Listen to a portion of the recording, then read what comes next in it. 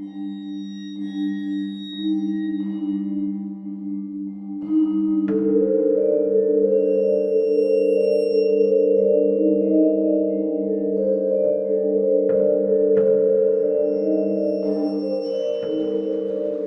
hello, and welcome to Aldente Rigamortis. I'm Review Cultist. I'm Mikey, the Stands for Evil. And I'm the gamer in yellow. And we're here to discuss those internet stories, most creepy and most pasta, and be critically silly doing it. Tonight we have the Bog Monster. So we're taking a little break from the Shadow Swimmer stories because I had a couple. Well, yeah, I know. I'm sorry.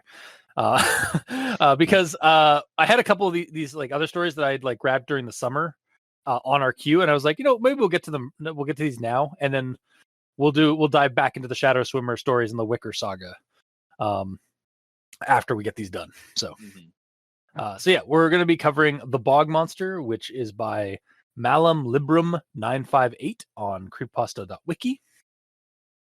And before we get too far ahead, let's do our initial recommendations. I will partially recommend this one. I will also partially recommend this one. I will also partially recommend this one. Wow, unanimous partial recommendations. Well, let's find out why we decided to all partially recommend this story, starting with the rundown featuring The Rock. Except there's no real character here for The Rock because the narrator is an omnipresent like figure or an omnipresent narrator. So anyway, a hideous bog monster comes out of the woods and enters a Puritan home where he proceeds to slaughter the couple within. Like the couple being like two people, like a man and a woman. A couple. Yeah, Not a couple. The only couple there. Yeah. Or the couple within who own the house. Yeah. And this couple were waiting for this creature with an axe and a musket in hand. Their weapons, though, are completely ineffective, and they are cut down swiftly and horrifically. Then the Bog Monster hears a child's voice coming from a strong box and proceeds to delicately pick the lock of the box with its claws, where it opens it up and finds this abused child within. Turns out the monster was here to save her. As they hear angry townsfolk off in the distance, the monster takes the child back to the woods to his home for safety, where they will live happily ever after. Unlike the people in the town that go into the woods after them, who will not be living so happily ever after, or really living any longer than when the creature gets to them. Finn. So yeah, it's a pretty short story, so that's about it. Yeah. But we shall move on to everyone tolerates the Grand Inquisitions at this point, and I've got one. The Bog Monster approached the Puritan cottage. He reached the door and tore it clean off its hinges. Then he slithered inside, listening for its inhabitants. Little did he know that a man with an axe and a woman with a musket were waiting for him around a corner. As soon as he went through the doorway, the man pounced. Okay, so I added all that extra bit for context of like what was about to happen in the last sentence there, which is as soon as he went through the doorway, the man pounced. Because the he in that last sentence, I'm pretty sure is supposed to be the monster. But when I read it, I was like, as soon as he went through the doorway, the man pounced. So it's like it sounded like the man went through the doorway and pounced. So I feel just like a simple like as soon as the Bog Monster went through the doorway, the man pounced. Or because it's a monster, maybe it should just be referred to as it. Well, no, because it's at this point. Well, because the monster is clearly like gendered by the very beginning of the story. So like it constantly refers to him as a he. Scanning. Also, the first time it mentions the Bog Monster as a he. Oh, he reached the door and tore it off its hinges. Yeah, so it's the first. Oh, yeah. Yeah. Also, oh god, when you try to find he by Control F, it loads up every the. Oh god. Oh man, that sucks. And hers and Oh, God. theirs. Oh, It does Lord. not help. There are No. 152 he's in here, technically. Only because that's I feel like that's a broken find like search option. But Yeah, how would you search for just he? Can you just put like it in? space Put a he space space? in front. Yeah, I guess space he space. Oh yeah. Ooh, aren't you smart? It's almost like you do it stories and you do these sorts of things. Mhm. But yes, I am ready. Okay. To continue, we can drop this. Yeah. But yeah, like so that's just the like it's a simple thing. It's just like I feel like this part like maybe give us who is going through that doorway just because using the he there and then like having the man pounced like right after that, like it's a little confusing. So Yeah, and it's the beginning of a new paragraph, so yeah, yeah, exactly. we don't know who the he is. Yeah. So yeah, I completely agree. Yeah. But yeah, that's the end of my grammar inquisition. So Mikey, these stands for evil. I have a conjunction junction. Ooh. And next stop, conjunction junction. Doot, doot. It had a human skull for a head and sharp claws on its hands. But the being didn't even flinch. It had no heart. It had no lungs. It was simply a mass of green slime. Finn. Wow, that's pretty. It just describes the monster. That's it. It's all the descriptions of the monster. Basically, yeah. Or it's monster versus monster because it's a creature with a human skull and really sharp claws. And then it's going against a being that didn't even flinch because it was a massive green slime. yeah, basically going. It's yeah, it's like the Swamp Thing monster going up against like the blob. Flubber. Nice. Yeah, or Flubber. Yeah. All right. Gamer, do we have a grammar in yellow? Yeah. Okay. I got a couple. Basically, both of mine are related to each other because they both are during attacks. It's because the attacks I feel lack description, and I feel like adding more description to it helps. Would you count that as grammar? Because I wrote it under grammar just because I'm adding words to it. Sure. Cool. Then I'll start with the first one. It's when Axeman attacks. As soon as he went through the doorway, the man pounced. We already read this. He drove his axe into the beast, sinking it all the way to the handle, but it didn't even flinch. It had no heart. It had no lungs. It was simply a massive green slime. The man may as well have attacked the bog itself. So, personally, I would have liked the body part of the creature being mentioned when the axe hit, because like I assumed it was like the top of the head or the shoulder or something. But then it started talking about it not having a heart or lungs. So I had to do my least favorite thing, redraw what happened, because it hit him in the chest. So I'm assuming because it's referencing the heart and lungs. Mhm. Also, was it like an overhead attack or a horizontal?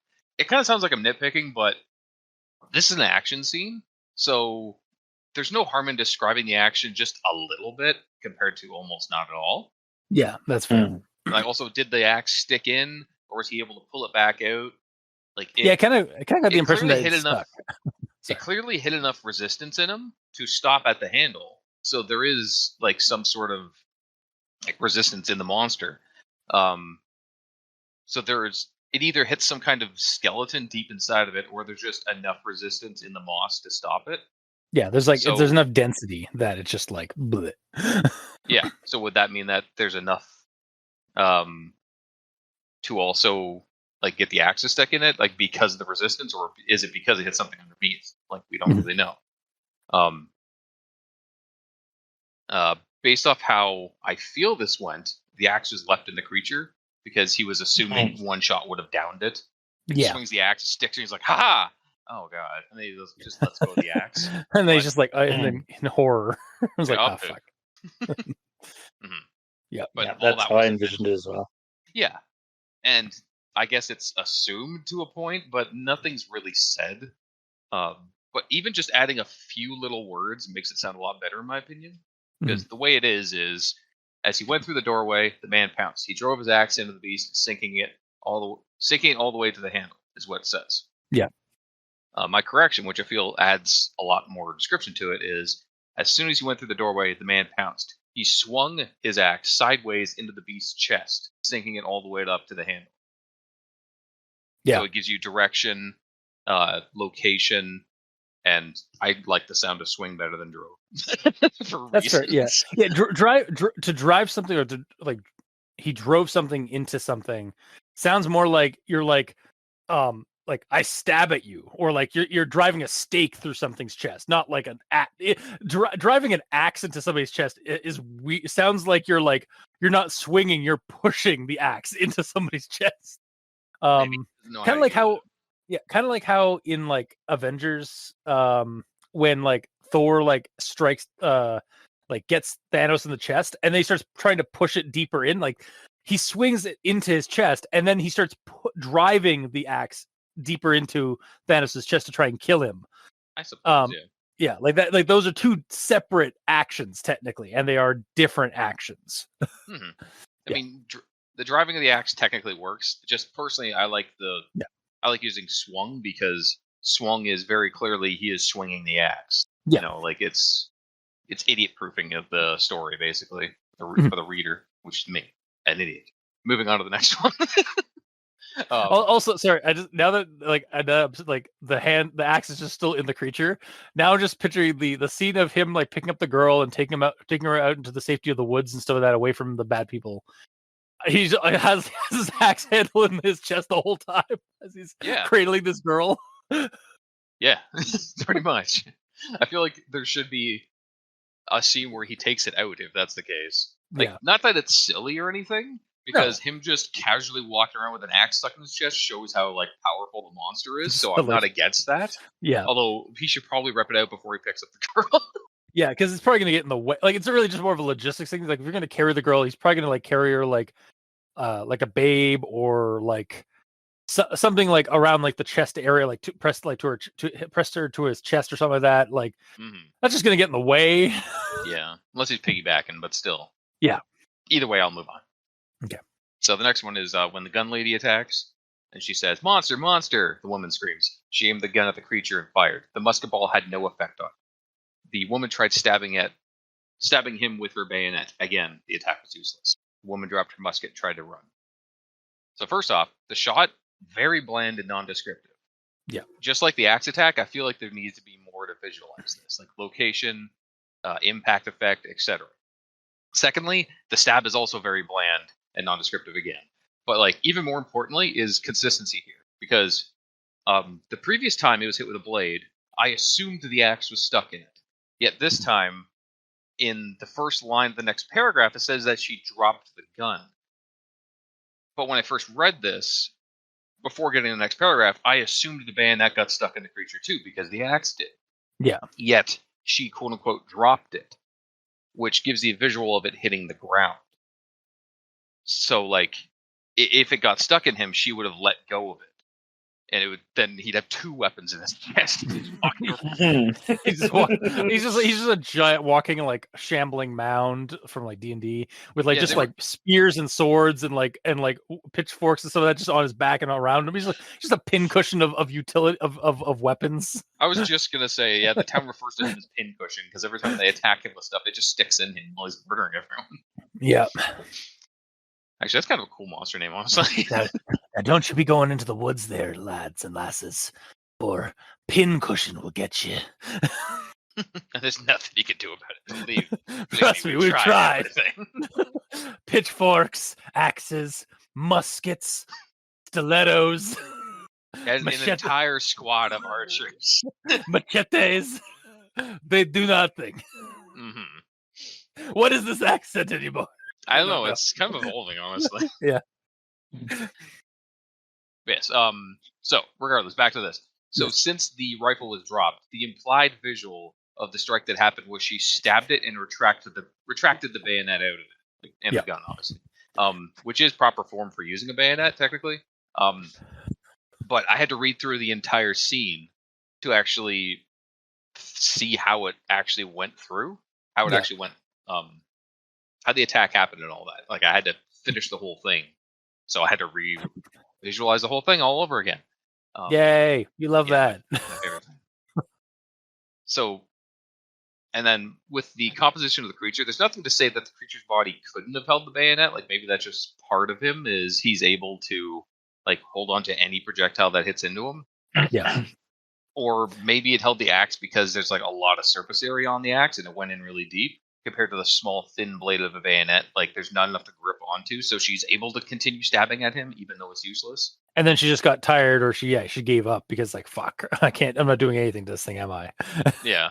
Like, I'm not saying that she needs to attack him multiple times. I'm fine with a single attack happening and her being like, oh, poop. But again, there needs to be more description so I don't have to deep dive into this unnecessarily. Because yes, I'm overthinking this, but this is what it did to me. I had to stop. Basically, I'm traveling, and then all of a sudden, an accident happens on the freeway.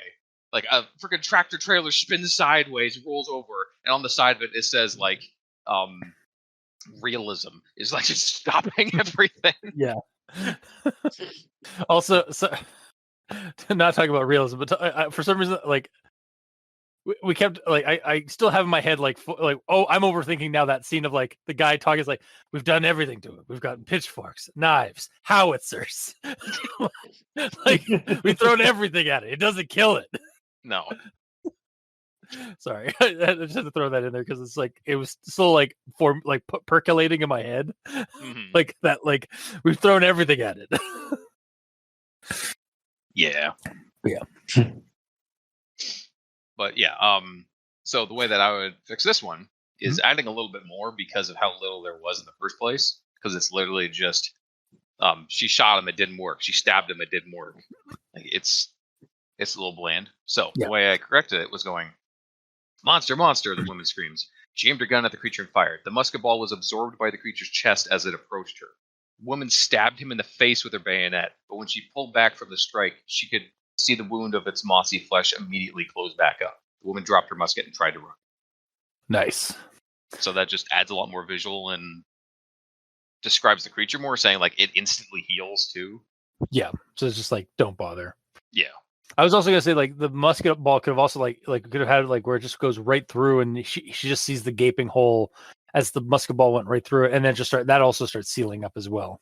I was gonna do that. That was the first correction I did, but then I'm like, but the axe stopped on something. Like, yeah, that's true. So yeah. No. And I couldn't think whether headset almost fell off my head.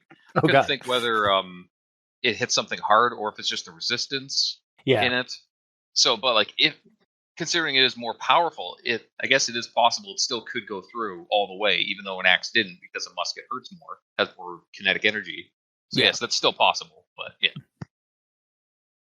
Because you could say that the musket ball went like all the way through and like hit the dirt outside or something like that. Farmer Joe when he was walking by. Yeah, it's like, or just like it just embeds into like one of the walls of the house or the cabin. Yeah, breaks pings off a pot behind him or something. Yeah, something auditory. Yeah, that is all I got for grammar. Okay. Well, then I suppose we move on to actual thoughts. So, I'm going to start with this quote here.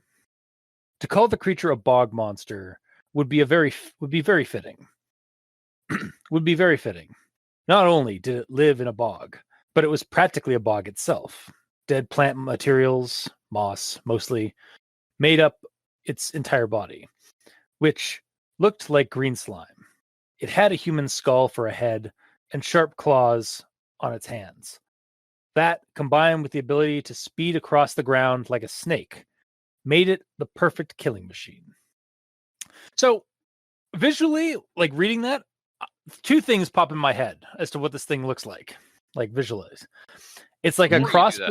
Before you do that, when I first read that line of to call it a bog monster would be very fitting. Not only did it live in a bog, what I thought I was going to say was, but it was a monster too. Really? This is how we're starting this. Yeah, that's fair. I mean, thankfully it doesn't do that. It just like it says like just how much of a bog it is itself. Like it's a living. Yes. We get this like idea that it's a living embodiment of a swamp or a bog. So, but yeah. So visually, what I got across in my mind was a cross between the Swamp Thing, and either the World of Warcraft version of a Naga, or Swamp Thing mixed with a gel from Monster Ranchers. So either having like this like snake-like tail, kind of like the Naga do in World of Warcraft, but it's just completely composed of like swamp materials, like Swamp Thing, or it's like just kind of a humanoid torso, like a kind of a humanoid torso and like upper body, and then like there's just like it just kind of melts into the ground like a gel does, or like usually like a slime humanoid. Usually like they don't have legs, they just have this like stump that just kind of tapers down onto the ground. But it specifically refers to its movement as slithering. That's why I kind of going with the because like slithering, like it could, I mean, those can all like the gels also kind of slither on the ground. They don't walk, they slither. Would you refer to it as slithering? Yeah. How would you like they either slithering or sliding across the ground? But I think slithering like could work for that as well. But I definitely got more of a visual of like the World of Warcraft Naga. Me too. Where it's like the snake like legs, or like in place of legs it has just like a large like tail of some kind. Damn it! Now you got me thinking about what the word is for the locomotion of something that moves like that. Like I'm pretty sure that's just slithering. What would snail be like? I think they also they glide on their slime trails. Yeah. So like it'd either be gliding also kind of could be like levitation. I always kind of figured like they slide or slither, which is a snake-like trait. The movement, okay, as far as Google says, because Google is smart, not me, the movement of a snail is called creeping. Oh, that's what creeping means when it comes to locomotion, is like the... Okay. Yeah, the snail creep on the surface with the help of its muscular foot. Okay, then in this case... like inching forward? Yeah. All right, then in this case, like I'd probably go more with the Naga analogy then. Mm-hmm. And I mean, again, like, I love this. Like, I like this monster. Like, this is a cool monster to me because I'm a big fan of the Swamp Thing from DC Comics. So and of WoW, and of the Naga. Like World of Warcraft. I've grown. You can't specifically say WoW anymore. No, it's like I've grown out of World of Warcraft. Like, well, yeah. I understand. Like, you're not necessarily going to play the game, but you still appreciate the world of Warcraft. Yeah, I suppose. Like, not the game World of Warcraft, but the world. Goddamn. The universe of Warcraft. Yeah, that's the next game. The setting of Azeroth. Yeah.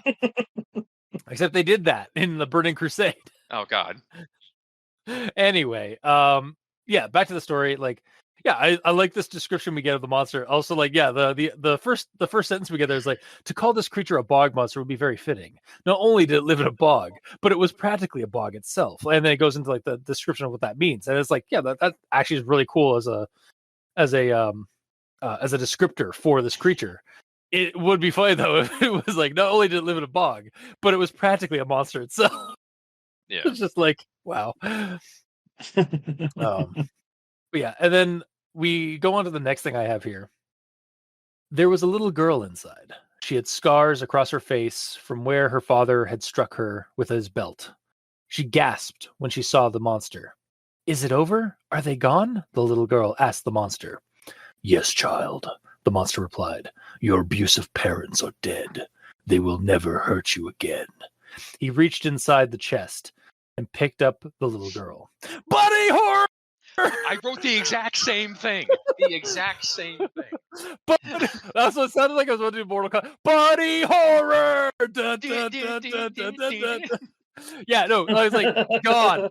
Honestly, this is straight inspiration. Like this duo, like little girl and monster, and bog monster friend, straight up inspiration for a Monsters and Other Childish Things character idea for straight the up. RPG, where like Monsters and Other Childish Things is a tabletop RPG where you play as kids with monster friends, and usually they're like Cthulhuoid, like horrible, like basically just like nuclear weapons made flesh.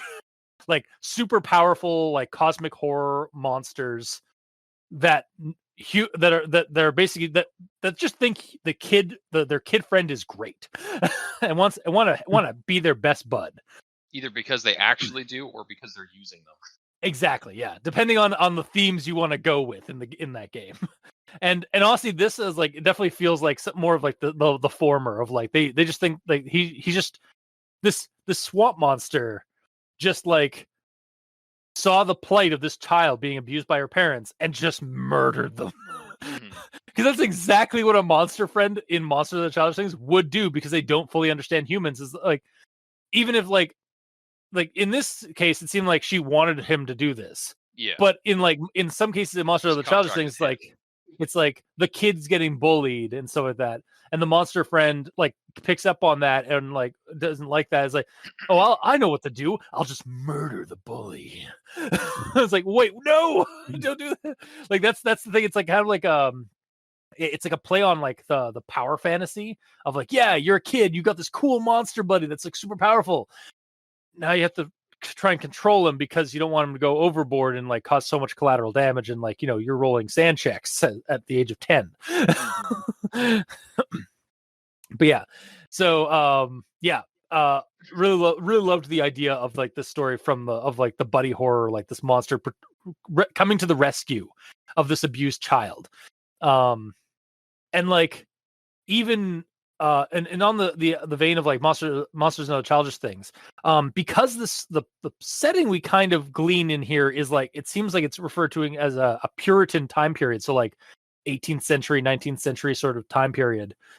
It could be used, this could also be used as a character, like a player character idea, or an NPC plot line in the Candlewick Manor supplement for Monsters and Other Childish Things, where it's sort of this. Well, also Boston would definitely work 100% too. Because in Candlewick Manor, it's kind of like it's loosely based on like a rural olden times, early 20th century anachronistic pulpy period. So like it's never they purposely in the setting don't tell you what the timeline is, but they just say it's like they reference a lot of like olden times, like objects and places and stuff like that in and around the setting. But yeah, the before this twist that they knew each other, the setup almost reminded me of a film called The Dark, where a monster, like a monster girl, inadvertently rescues a kid from an abuser.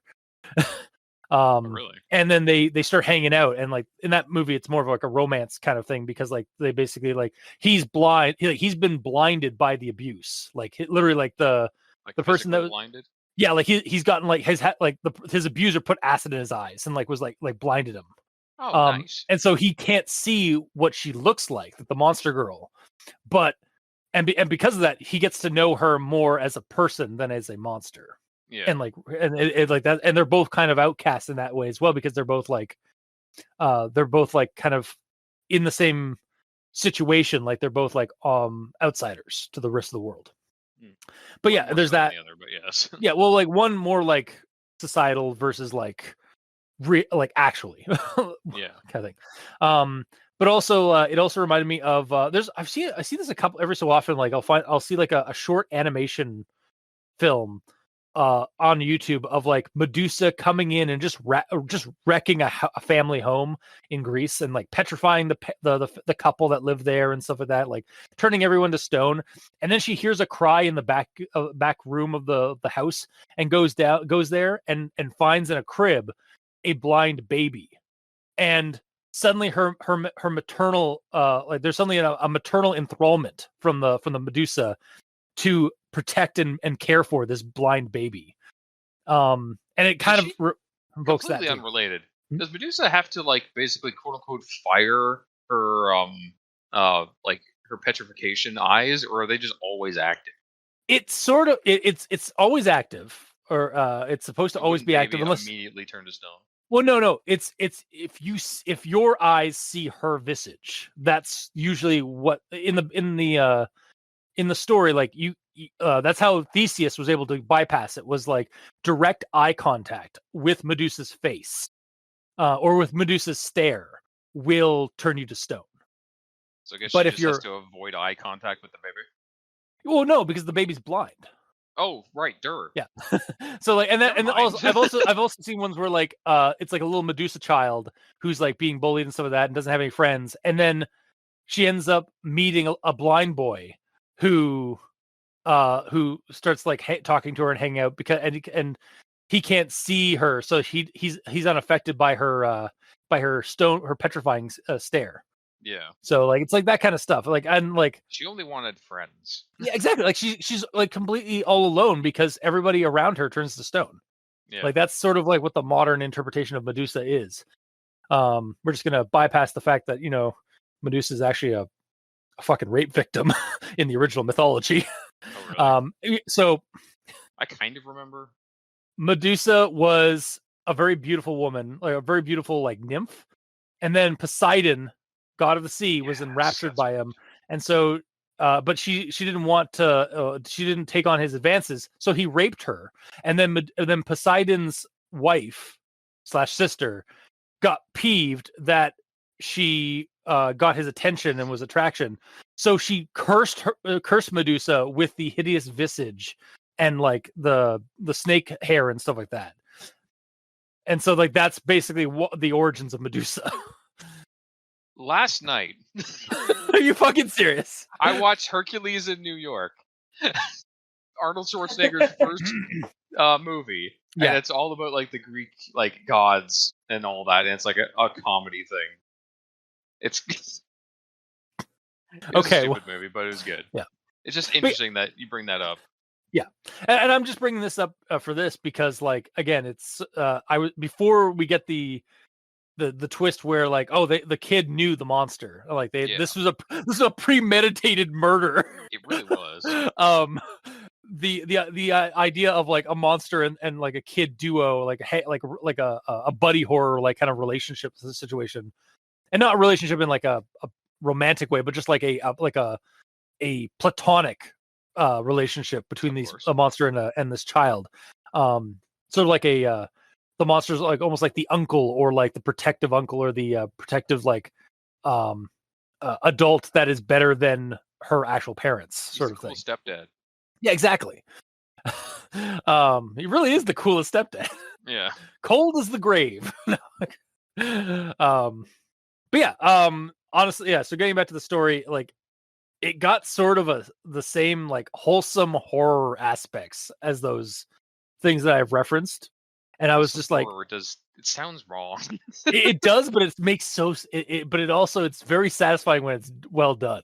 Yes, like because you see it in movies, you see it in stories sometimes, and it's just like you thought this was going to be a full blown like horrific thing, and then the twist gets pulled out. It's like, aw. There was a reason for all the spookiness and murder. Yeah. It's like it's goddamn wholesome. Premeditated murder on these asshole parents. Like yeah, it's as wholesome as premeditated murder can get. Yeah. And I mean like too wholesome, but to be fair, like we all get it. Like those parents got what was coming to them. Yeah. Like don't fucking abuse your child. Fuckheads. But yeah, so I'll move on to the next thing I have here. The monster quickly slithered out of the cottage with the girl in his arms, and they both disappeared into the woods he had come from. I mean, what else can I say here? But I would like to read more about the situation. Like the twist / purpose of the Bog Monster's attack is cool, and as a short creepypasta, it works. But Disney Princess here, I must have more. I want to know more about I want to hear more about their adventures.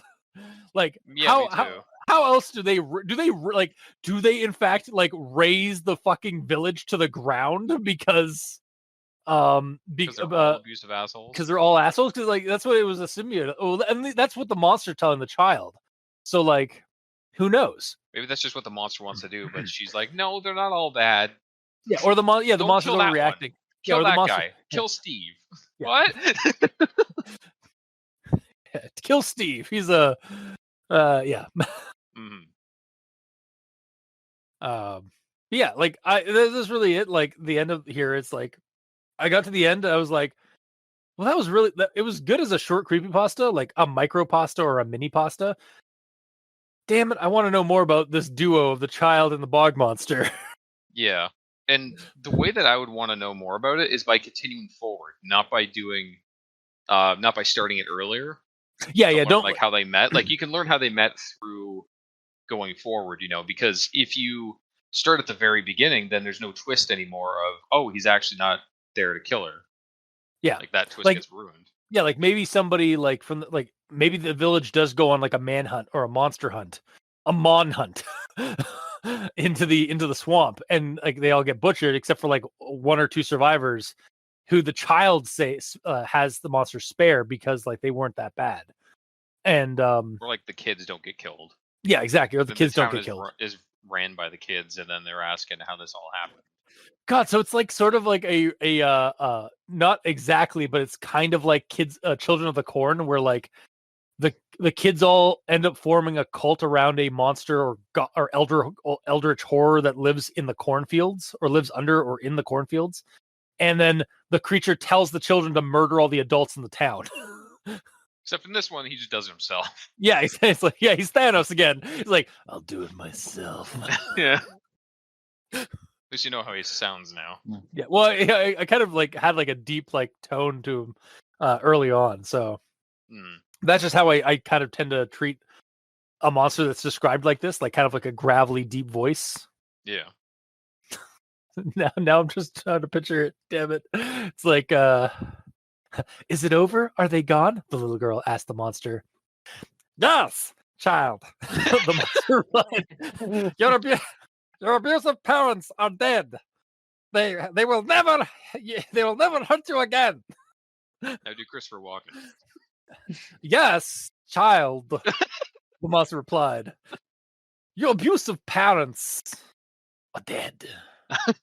They will never hurt you again. Yeah, I think he should play the Bog Monster in the upcoming movie. Yes, clearly. Oh, and to kind of bring it back from like something we said earlier, like I think 2 episodes ago, it's like, oh yeah, child. Your abusive parents are dead. They will never hurt you again. I snapped them into a Slim Jim. Snapped them in half. Like they're Slim Jims. Yeah. Oh yeah. Honestly, that's like if this is a character that you draw inspiration for a monster to the Childish Things monster, you could have it be that the monster is like a mix of a Swamp Thing, a Naga from World of Warcraft, and Macho Man Randy Savage. Of course, why wouldn't you? That's a or Christopher Walken. Yes. Yeah. But yeah, that's the end of my actual thoughts for this story. So, Mikey, these stands for evil. All right. I'm going to start with a nitpick at the end. Okay. So the final sentence that you mentioned. The monster quickly slithered out of the cottage with the girl in his arms, and they both disappeared into the woods he had come from. I feel like there's a missed opportunity here to say they both disappeared into the bog he had come from. Okay. Look. Bogs and forests go hand in hand. But a bog is a freshwater wetland of soft, spongy ground. That usually is within a forest. Maybe he had to go through the forest to get to the bog. Maybe. Yeah. Well, it's not explained. Yeah, because it's a fucking short story. It really should be explained, though. I don't like the story anymore. Oh my god.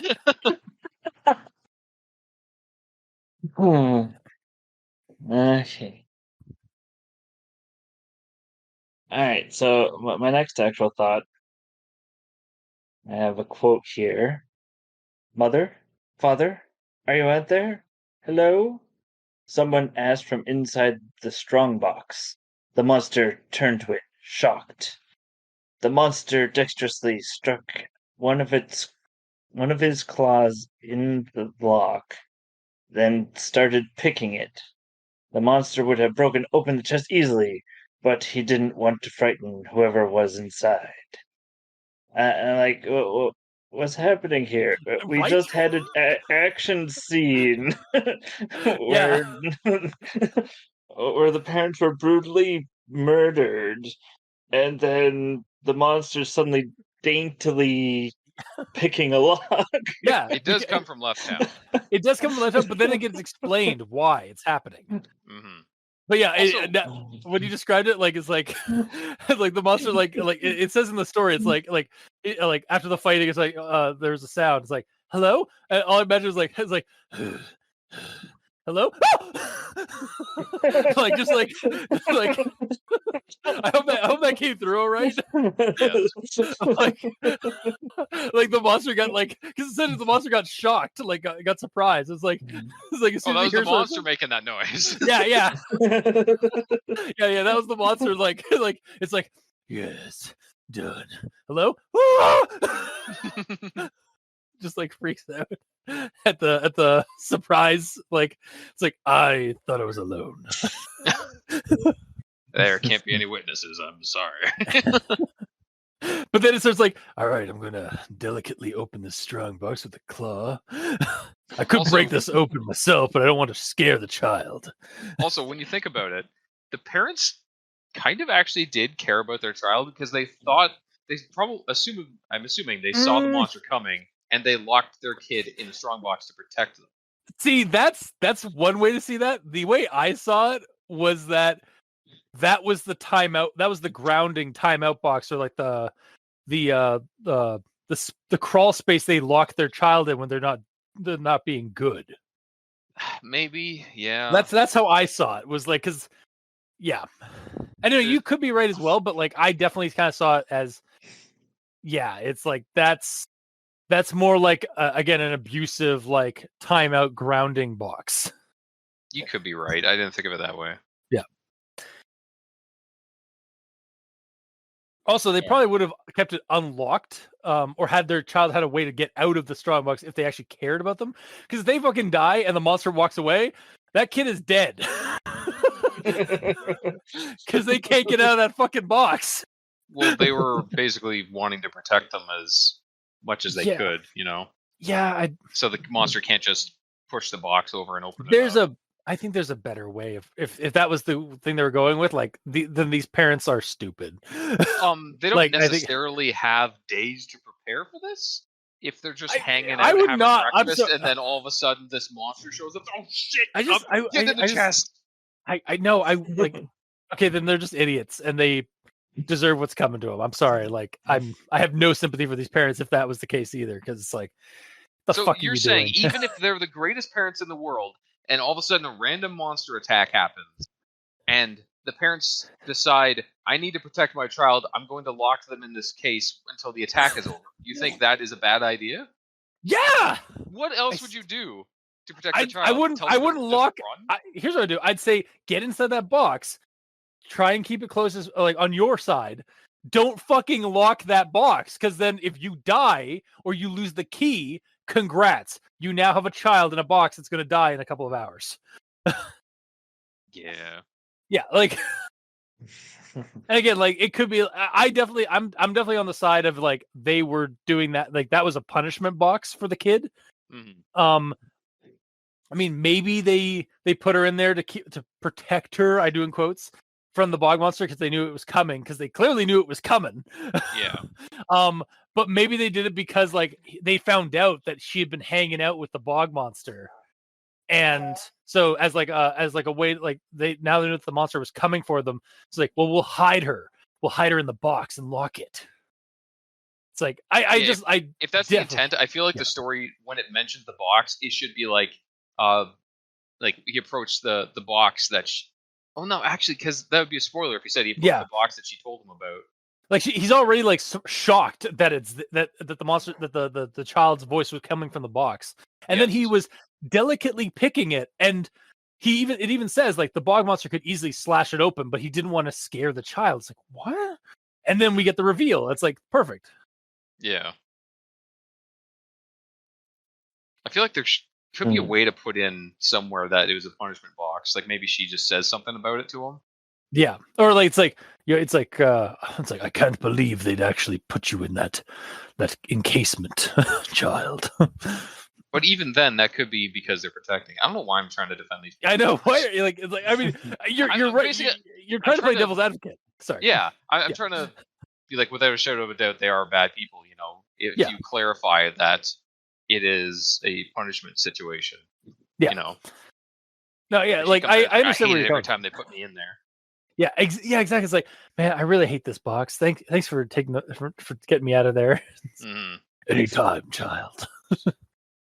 Anytime, home slice. I mean, technically, I am the home slice because I came into your home and sliced up everything. Hell yeah, that's his name now. That's his name now. Yeah, the monster. Well, I'm gonna stat this monster out as a monster for other. You just made an entire monster other childish things character. Yeah. Hang on. Yeah, Malum Librum 958. Yeah, I'm definitely gonna draw some inspiration from your story for a monster, another childish things monster named Home Slice. God, that kid's gonna be so fucked up. Like the kid's like bonds, dead parents. Just like she's on her way to becoming Batman. Yeah, No. So it's like you've heard of Batwoman or Batgirl. Now we got Bog Girl. Yeah, pretty much. She's on her way to become Bogman. Bog Woman? If it's a girl? Bog Woman. Yeah.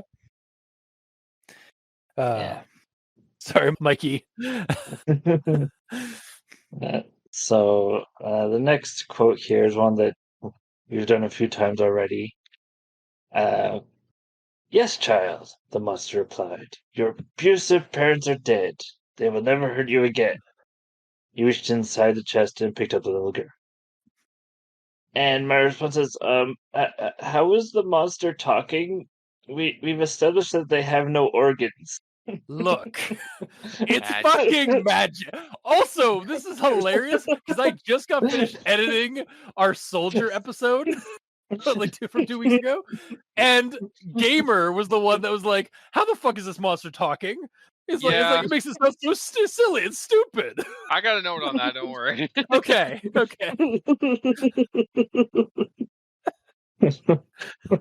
I'm aware of my hypocrisy or whatever. It's fine. Yeah. Well, this has been brought up, I think, earlier that I personally would have liked some reason for the monster to be there. Like, did the girl wish for something bad to happen to her parents? And like that could have just been revealed after the monster started talking to her. It's like, did you come here because I wished you here type thing? Like, just or it's like just as planned, Judy? It's like, yes, we've dealt with my parents. It's like, as was our plan from a previous night when we discussed this. Like I can't long enough now. Go get their gold and let's get out of here. Okay, now she's like a gangster. It's like, come on, let's go. Yeah, ragamuffin. Well, it is a Puritan era, so it's a big cigar in her mouth. Yeah, it's like grabs the Thompson. Yeah, gets her dad's fedora. Yeah, won't be needing this anymore. We've ruined the story. Ruined or made better? I don't know. That's open to interpretation, I think. I think so, yeah. Yeah. Judy Ragamuffin and the Home Slice. Coming to a pulp near you. Jeez. Oh shit. Sorry. Yeah. We keep Yeah, so just I'd like there to be some more connective tissue to why the monster's there. And I mean, if we had another story that continued on after this one, we could get like somebody like they're talking, or like it is kind of we get more context as to like how they met, what was going on. Like maybe she tried running away from home and she ran into the bog and met the bog monster. That's how And I assumed it happened. And told them her woes, and then the monster's like, hold my beer. Yeah. So my next actual thought here is that this is short enough that it could literally be like the opening scene to a movie. Yeah. And then, like, at the end of this, just title drop. The Bog Monster. Yeah, then after the title drop, it's like 5 years later. Like they're or make it the movie called like the Bog Monster Queen, and then it's like 10 years later and she's grown up and like and there's like an urban legend about her because she's like the witch in the woods that like that people go into the woods and into the bog and like never come back because of the witch, and like it turns out it's just because like she's been living out there with her bog monster friend and he's basically been her guard dog. and she has her own sort of cloak that's made of moss and has like a deer skull on top or something. Yeah. No, I'm down for this. I love this costume. Yeah. So becoming. Well, and that's the kind of the thing about like short stories like this. Like it gets us, the reader, like speculating and making more about it. Mm-hmm. That's into my actual thoughts. So. Okay. Damn. Gamer, you're up. I am. What is left? The things that aren't right. Okay. So, something I forgot to chime in about the monster's visual. I had a little bit of a struggle thinking about what it was at first because it started saying human skull for a head and sharp claws on its hands, so I immediately went Swamp Thing as a like humanoid creature. But then it started talking about the snake situation. So, and it's like literally slithering across the ground, which I didn't know if immediately was like chest close to the ground, like hunkered down slithering, or if it's standing up slithering. Yeah, it could be like it uses its arms, like its clawed arms as like frontal locomotion as it slithers. Yeah, for like extra speed. Yeah, so it's kind of like one of those like necromorphs that don't have like a head and they just, or like don't have a legs, and they just kind of like slither around and like crawl more than anything. Yeah, crawl plus slither. Yeah, equals more speed, probably. Yeah. Yes, but moving on is when Axeman dies. I referred to them as Axeman and Gunwoman, by the way.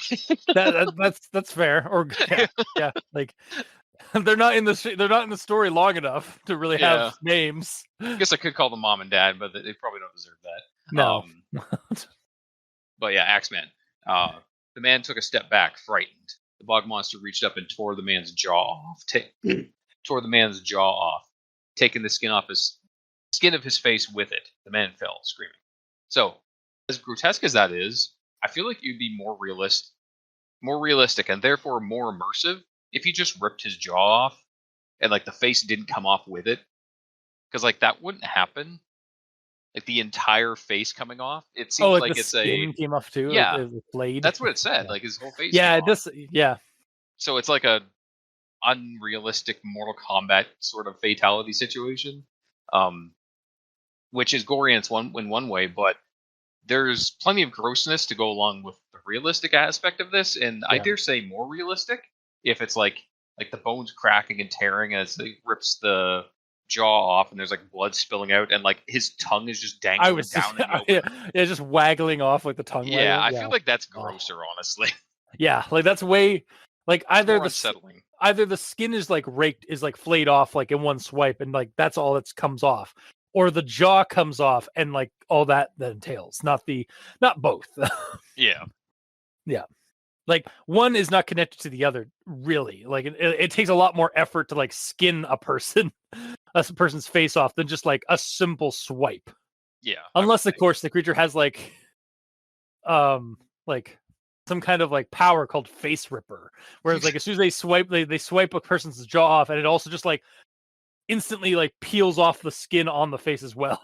Because reasons. Because gore effect. Basically, it's the fatality move. Yeah. It's sort of silly how it was described. Yeah. In my opinion. But I'll move on. Move on to Axeman Death Realism Part 2. The beastly thing heard the man groan. The creature slithered over him, grabbed him by the hair, and pulled sharply, tearing his head off his shoulder.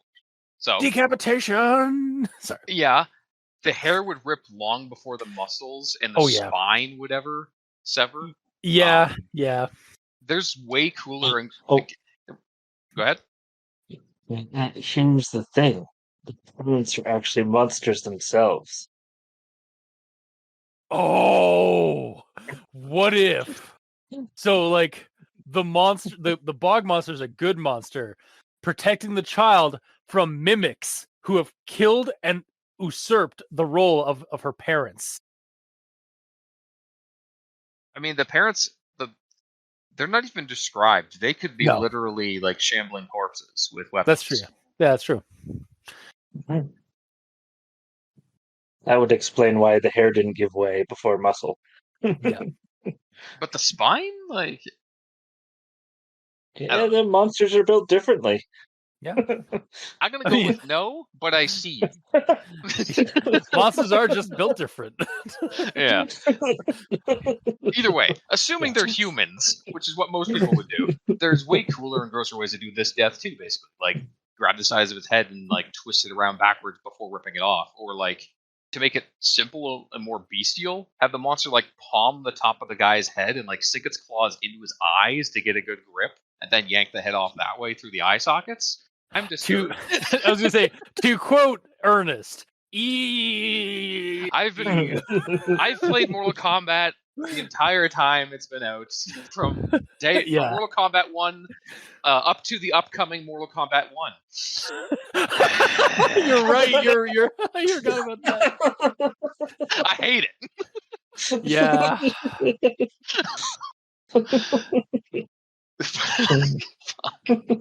I just thought about that now. It's so stupid. Yeah, but I'll move on. Okay.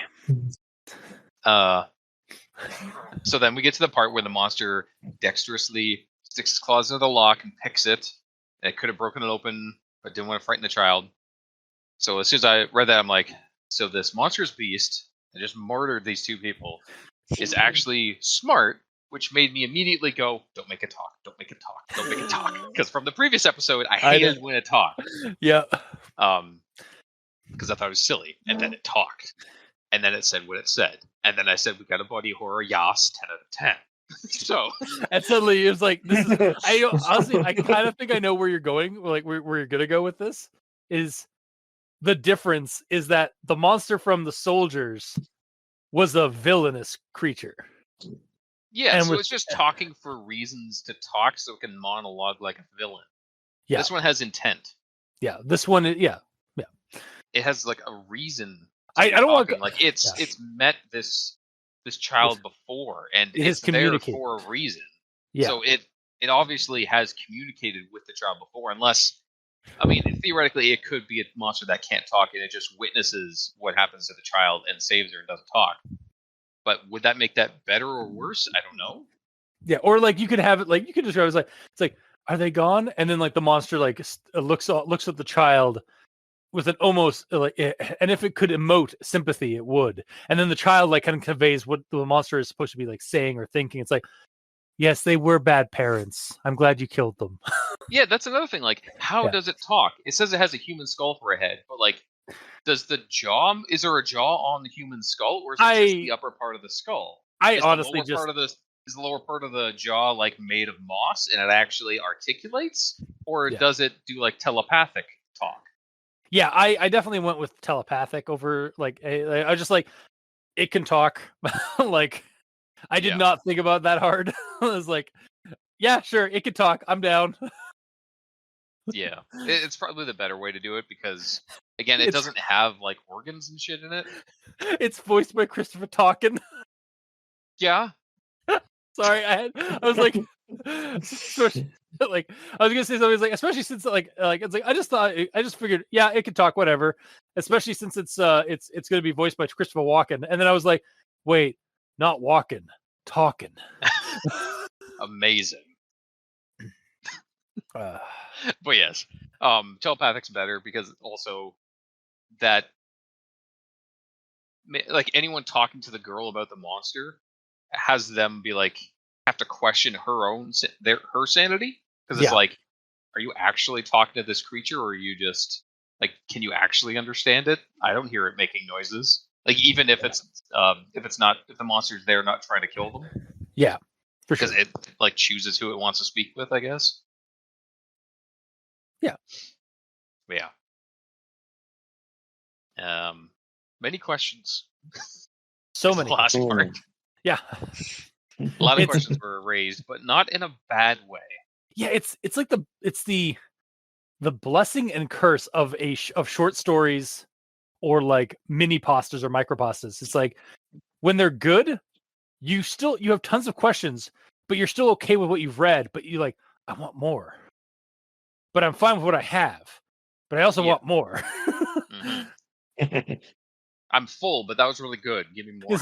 Yeah, where's the dessert? Yeah.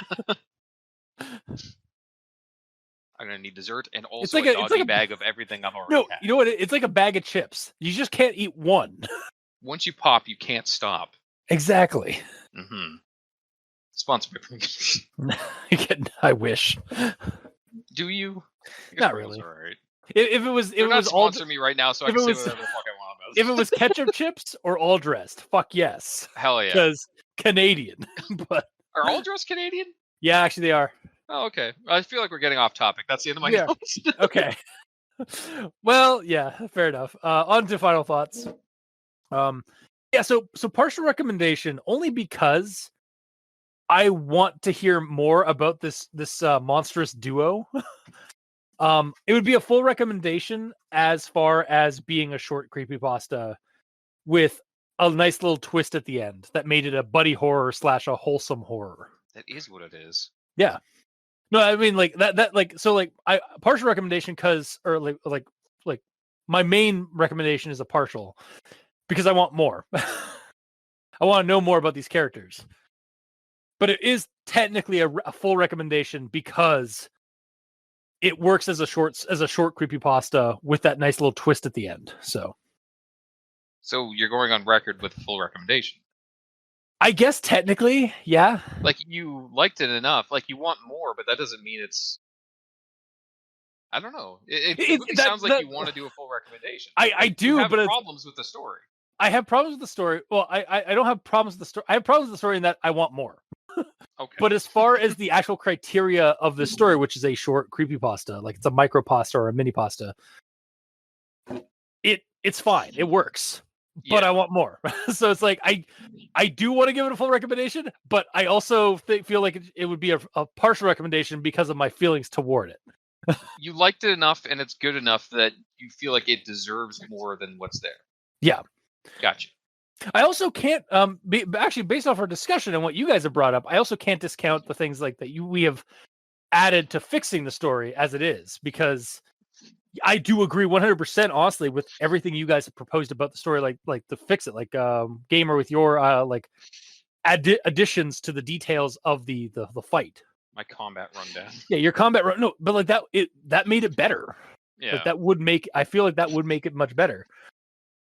So yeah, it's like I'm still going to give it a partial because there is some room for improvement, but it is still a short creepypasta in my eyes. So I guess like tentative, like influx partial recommendation to full recommendation. Partially full recommendation. Yeah, partially full recommendation.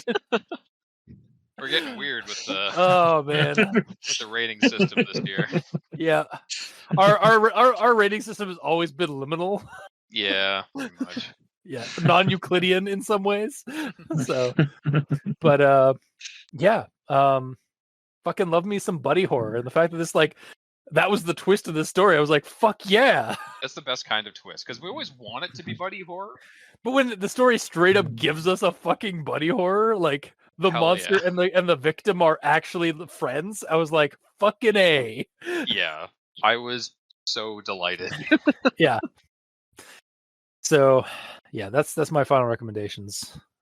Mikey, the stands for evil. Okay. So this was an enjoyable read. It was short, didn't outstay its welcome. There's a shroud of mystery around it. But the issue is that as soon as the monster talked and it became a buddy horror, for me, all the creepiness went out the window. Yeah, that is Yeah, that is partly sort what of the happens. Yeah. So, like, that's why I'm still only a partial recommendation because the creepy factor disappeared. Yeah.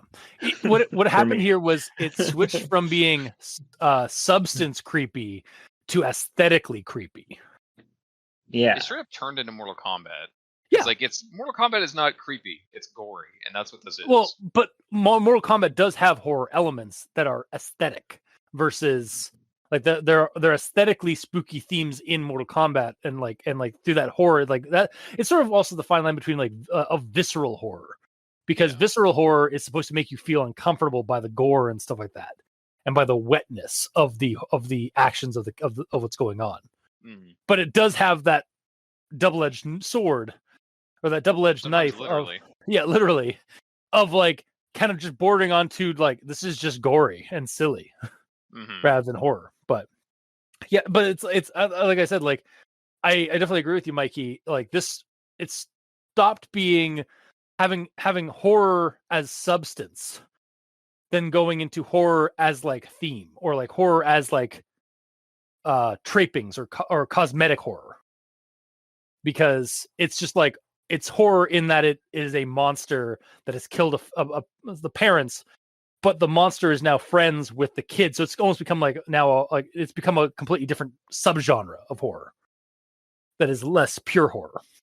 Yeah, you swap out the monster with a dude, and then it's like a John Wick-esque movie. Yeah. And again, like actually, I kind of want to see that now.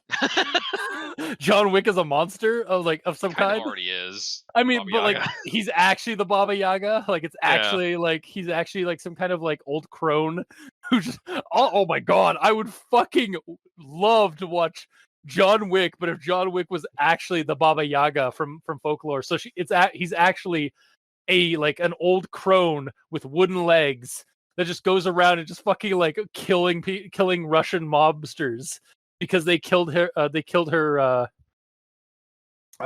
stole her. They stole her house on legs, and they killed her familiar. Wow. Oh my god! Somebody do that, please. Maybe that is what happened in the past of John Wick. He's just like the descendant of the actual Baba Yaga. Or that's what we perceive it as Keanu Reeves as John Wick. And It's all just that. a glamour. Exactly. It's all just like a bit of glamour. It's all just like a yeah. Holy fuck. What a revelation. Okay, but anyway, go back to the story. Back to our final thoughts and stuff. Yeah. Sorry. Yeah, Mikey. Sorry, I think he was done. Yeah, I'm done. Yeah, so partial. Still partial. Yeah. Partial because it was horror and then it stopped being pure horror. Yeah. Okay. Yeah, the vibe change was odd. Not unwelcome, but also kind of odd. Yeah. For me, but sorry, Gamer yeah, that's me. I was kind of caught by surprise with this one because I too, when I was reading it, I got so caught up in the weeds and the moss, and the bog, in regards to the combat that I wasn't enjoying it, to be honest. Just because like I had to rethink and revisualize every attack that happened, except for the last slash on the woman. That one was done okay, but everything else kind of bugged me enough that I had to do an entire combat rundown, and that slowed down my enjoyment of the story. And I thought I wasn't going to like it by the end. But once I got through all that and reveal that the murderous monster is actually friendly, at least to this one girl, my interest peaked. So Yeah.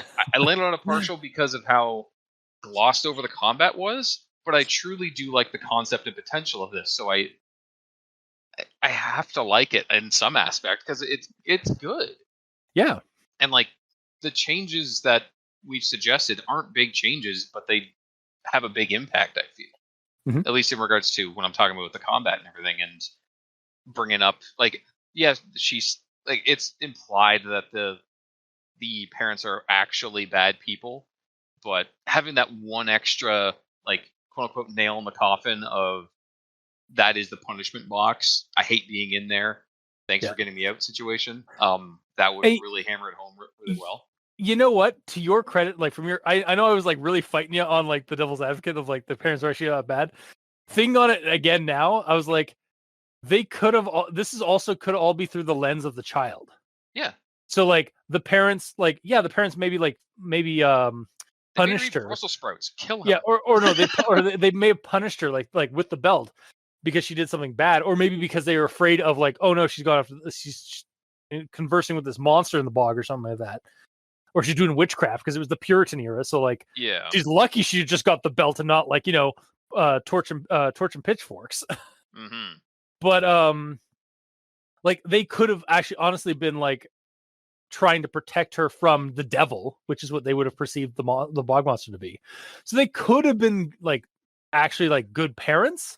And this is all just being like kind of translated through the eyes of the child, and the monster might even be like might be deceiving the child into thinking like her parents were like the super abusive and stuff like that. No, they're best friends. Fuck you.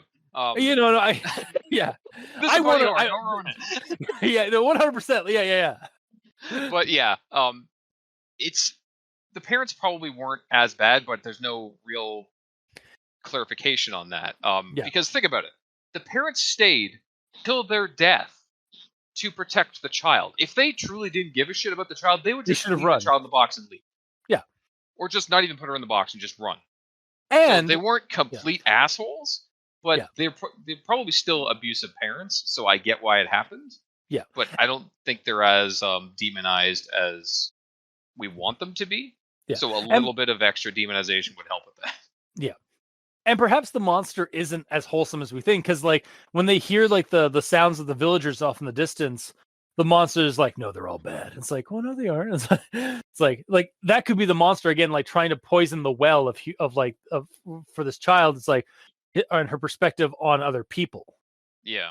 But that's also because like maybe how it was treated, and so again, there's a lot more you could go really deep into this if you like elaborated this and put it made into a longer form story. You could kind of go into more interesting themes for the monster and the monster and the child like friendship dynamic. But yeah, for all we know, he's just taking the child and becoming quote unquote friends with the child because like his form can only last so long before he needs a new host or needs some new body parts. No, literally like a new host. Like that skull in there is like the local center of him, and eventually the power of it wears out when the soul leaves the body and all that. So the bog, he's actually a monster, an aspect of decay, and so he needs a fresh body every time. Like every time his old body starts like becoming full bog. Yeah. So he needs a new. Yeah. So he needs, he needs basically it's the original Child's Play where like Chucky was planning on like it was a serial killer who swapped his soul into a doll, and then his next play was to basically swap his soul from the doll to a human child so that he could have a new human body again. Yeah. It's like there's so many ways that the story could go, and I love it. Yeah, and that But like I was saying. But yeah, the combat stuff bugged me so much, and that I have to leave it as a partial because it does need a little bit of work, but it's only a little bit of work because the story itself, what we have, is good, and we all enjoyed it in varying aspects, one way or another. Yeah. Wow, even you, Mikey, like you said, like the tone of it did switch, and I agree, it totally did switch. Yeah. At first, it's this murderous monster that is unstoppable, and then it's your best friend. And then he's it's weird. and then weird. he's surprised, like, oh no, the child. And then he's like, all right, I'm gonna just daintily, delicately pick this lock. Yeah, with my claw. it's strange, but Yeah, I think it worked well. yeah. I think the off-puttingness actually kind of adds to the surrealness of it. So it stops being so much a horror and it just becomes like more weird fiction. Also, if you want a horror story about a murderous monster that's just murderous and scary, there's tons out there. Yeah. Find me a good buddy horror. I dare you. Exactly. Exactly. This has a niche market that we love. Yeah, and we are always like, we are here for it. We are proponents of the buddy horror subgenre. God, I need more of it. Yeah, it's so good. Why haven't I run more Monsters and Other Childish Things? Why haven't you ran? Yeah, why haven't I ran more Monsters and Other Childish Things for our some members of our some members of our group aren't good at playing as kids? Yeah, I guess. Not to name any names. Captain Solanum. I said not to name any names. Hey, I'll do it. All right, that's fine. I'm bitter. Apparently. But yeah, that's the end of my final thoughts, I'd have to say. Okay. Well, much like the story, we end off on a wholesome end. Kind of. So yeah, like partial recommendations across the board. A near full recommendation from me, but like otherwise, yeah, kind of, yeah, and from Gamer, but like I really want to give it a full recommendation because of how much I enjoyed it, but it bugged me enough getting there that I have to leave this. Yeah, and honestly, the same. Like the things that you were bringing up, like to fix it, were like things that would make it better. So like there you go. It's not a full recommendation. But yeah, like if you are like-minded and like buddy horrors, give this. It's only a page and a half, so fucking give it a read. Yeah, for sure. It doesn't overstay its welcome and all that. Yeah. But yeah, this has been this week's episode. If you like what you heard, or if you didn't, leave us a comment in the comment section below if this gets posted. We're all on Twitter. Mikey is at the E stands for evil. The Gamer and Yell is at the Gamer and Yell without that W because his name is very long. Yeah. And I'm at Review Cultist. I'm also on Blue Sky now, thanks to Brownie. Blue Sky. It's a new social media that a lot of artists are flocking to because of the bullshit of Twitter. Thank you for telling our audience what that is, so they can learn about it. Yeah. But yeah, one of our friend of the show, Brownie, has invited me over there because it's right now it's currently an invite only sort of thing.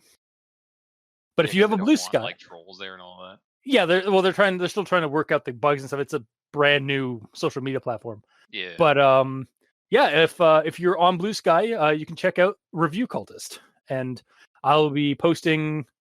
I plan on posting more of my art and links to our podcast every week there. So yeah. Hell yeah. And if you're not on any of those social media platforms, you can send us messages the old-fashioned way via email at aldenterigamortis@gmail.com. That's ALDENTERIGAMORTS@gmail.com. Where you can also leave us suggestions for other creepypastas, SCPs, spooky things. You creep it, we'll peep it. Yeah. And if you want to help support our show financially, you can go to Patreon. Look up Al Dente Rigor Mortis. Select the backer tier you'd like to support us at. We have $2 and $5 tiers with special episodes, early access, extra content. To our patrons that are helping support the show, thank you immensely because you're helping keep those hosting bills at bay. And as always, we very much appreciate that. And to our listeners and the authors of these stories, thank you immensely because without your listenership, it'd be like screaming into the void. And without your authorship, without these stories that you write and post online, we really wouldn't have much of a show because we'd have nothing to talk about. So thank you. Until next time, I have been your host, Review Cultist. I'm Mikey, the E stands for evil. And I'm the Gamer in Yellow. And this has been Al Dente Rigor Mortis. Sleep well.